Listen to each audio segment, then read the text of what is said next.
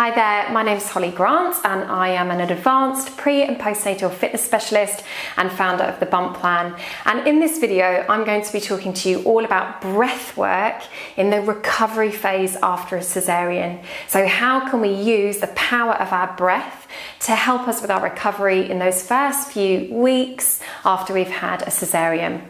Now, when it comes to breath work, I feel like sometimes it can feel or sound like it's a bit woo-woo, it's a bit hippie-ish, and how much can breath, which we do all day, every day without even realizing it, actually help us?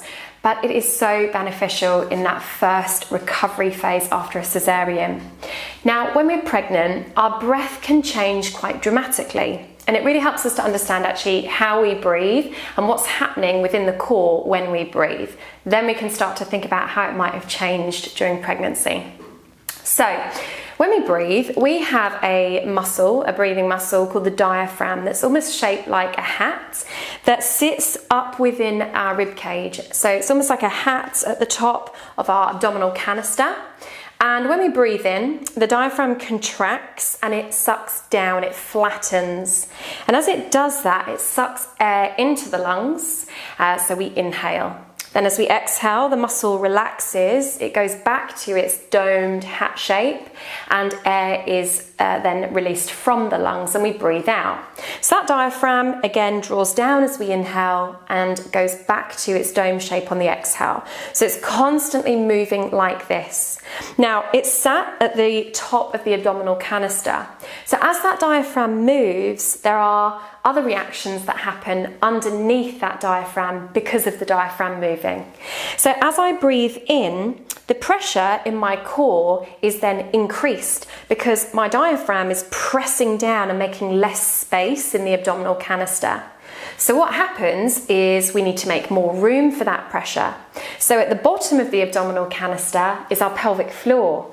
As I breathe in, my pelvic floor lengthens, it draws down, it relaxes to make space for that extra pressure. My abdominals will also soften slightly. So it's almost like there's a general moving out of the pelvic floor and the abdominals and the muscles around your back. As you exhale and that pressure is removed from the abdominal canister, everything goes back to normal. So the pelvic floor comes back to its start position and the abdominals come back to rest as well. So as we breathe, the pelvic floor and the abdominals are also moving. So when we're pregnant, our uterus grows up and up and up until eventually it's right up by our diaphragm, which actually makes it very difficult to take a big full inhale because there's not that much space. Okay, so that the breath then tends to get a bit shallow when we're pregnant because we can't take that big inhale. And what we tend to notice is that the breath moves up. So we do a really shallow breath and it comes up and we notice the shoulders and the neck starting to move. There's not much moving down of the diaphragm and that pressure. So postnatally, we kind of need to get rid of that habit and we need to start thinking about making the full use of our diaphragm again. So it's really important that when you find some time, you spend some time maybe doing 5 really nice, long, deep inhales and exhales. So what I want you to be thinking about on the inhale is the rib cage moving out in all directions. We want this big 360-degree inhale and we want that diaphragm to draw down. Remember, the tummy will soften, pelvic floor will relax, and then as we exhale, let's clean out those lungs. Let's do a full exhale and feel everything returning back to normal. So I would say do 5 of those. Obviously, we don't want to breathe like that all day. If we breathe that deeply, we'll start to get a bit lightheaded.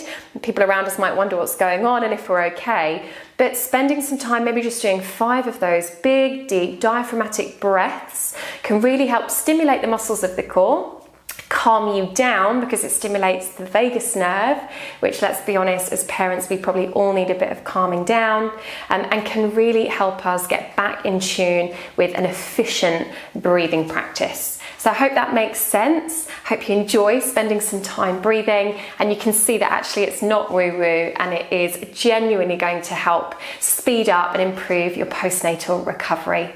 I'll see you in another video soon and have a lovely rest of the day. Bye.